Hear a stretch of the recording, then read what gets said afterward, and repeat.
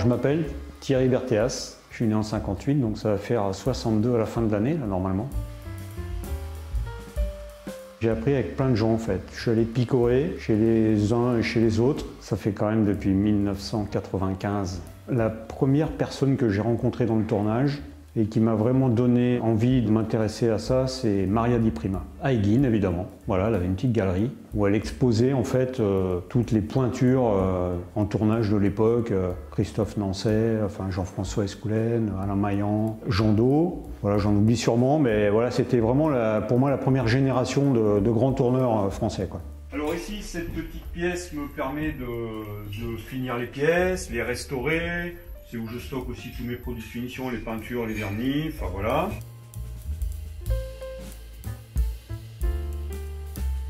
Cette pièce-là donc qui est maintenant réservée à l'atelier avec mon tour ici, ma serre ruban, enfin voilà, c'est un atelier.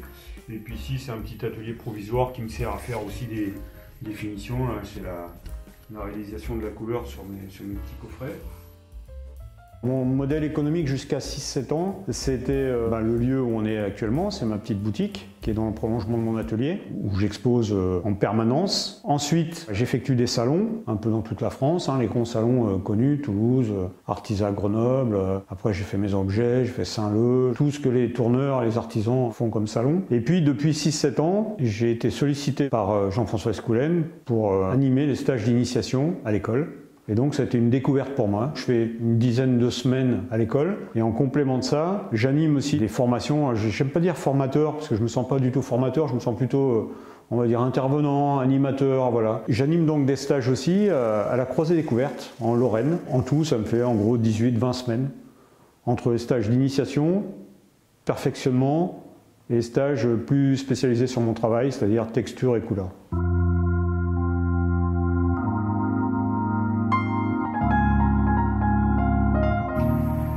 Bonjour, bienvenue dans mon atelier. Alors, je vous fais visiter mon petit espace boutique. Ce qui me plaît le plus dans mon métier, c'est le côté chercheur en fait. Faire des essais, faire des expérimentations, essayer de trouver de nouvelles textures, nouvelles techniques, nouvelles couleurs, mais tout en restant dans mon domaine, c'est-à-dire que je trouve que entre guillemets, la réussite des uns et des autres, c'est quand nos pièces, elles ont un lien les unes entre les autres. Voilà, c'est-à-dire que quand on passe à la pièce d'après, elle a quelque chose de la pièce d'avant. Voilà, ça pour moi c'est quelque chose de très important.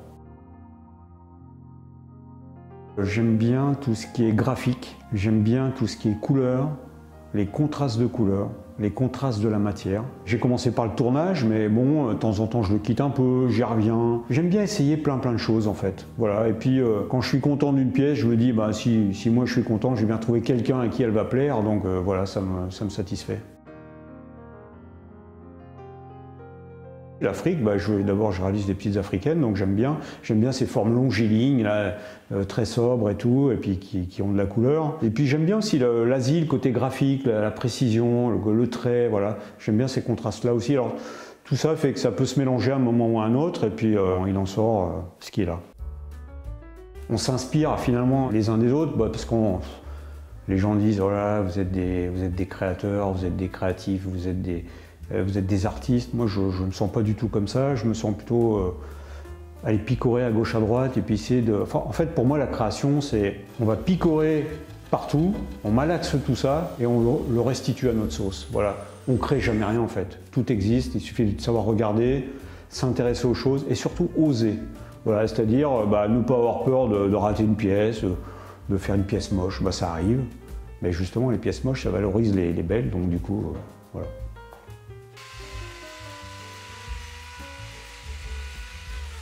J'aime bien des fois la dissymétrie, tu vois. Là, tu vois, ce trait est presque en trop, mais ça fait trop symétrique s'il y a le... Et là, j'aurais presque la place d'en mettre un autre, mais pourquoi pas.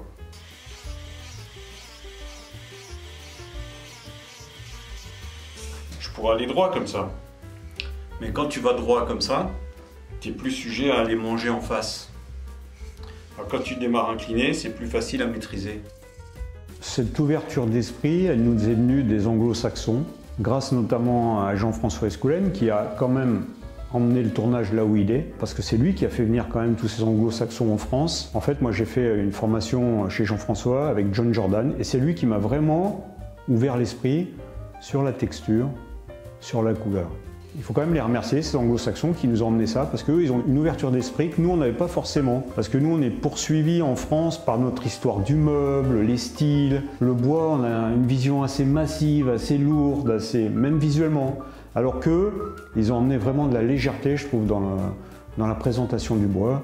Et je pense que c'est grâce à eux, et notamment, je vous dis, grâce à Jean-François, qui lui a fait quand même quelque chose d'exceptionnel, d'aller présenter son travail aux États-Unis et de les faire venir ensuite ici. Et on a travaillé en collaboration. Moi, j'ai travaillé avec Terry Martin, j'ai travaillé avec Michael Ozalok, avec Sphiri, avec Jordan. Moi, si John Jordan ne m'avait pas fait mettre du noir sur une pièce, j'en serais pas là, je pense. Et si j'en suis là, c'est grâce à eux, quoi. Et puis grâce à Jean-François. Je me sens pas artiste, mais en fait, je pense que les artistes sont des gens qui ont un message à faire passer à travers leur travail. Moi, c'est pas mon cas. Moi, je malaxe la matière, j'aime ça. Je suis assez fier d'être artisan d'ailleurs, ça me va bien. Puis dans artisan, ça commence par art aussi, donc c'est la moitié d'artiste en fait. Sur ma carte de visite, j'ai marqué sculpteur et non pas tourneur. Alors il y a des gens qui font une carte de visite pour faire venir les gens chez eux. Moi, c'est pour en faire fuir certains. C'est-à-dire que les gens qui veulent faire un pied de table, eh bien, ma carte est dissuasive, ils ne viennent pas. Parce que j'ai horreur de faire ça. Je ne devrais pas le dire, mais j'ai horreur de faire ça. Moi, ce que j'aime, c'est faire des pièces de déco, faire de la couleur, faire de la texture. Et voilà. Et j'ai mis sculpteur pour ça, mais je suis tourneur, en fait. Mais c'est juste une histoire de sélection, quoi, en fait.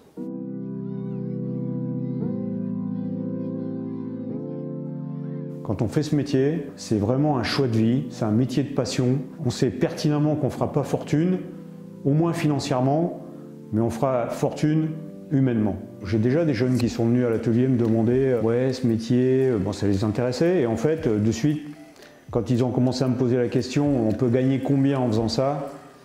Je leur ai dit qu'il fallait qu'ils fassent autre chose, quoi. Voilà, ça c'est un métier fabuleux. Moi, j'aurais été vraiment... Enfin, je l'aurais pas su évidemment, mais j'aurais été vraiment déçu de passer à côté de ça, quoi. C'est vraiment quelque chose de fabuleux.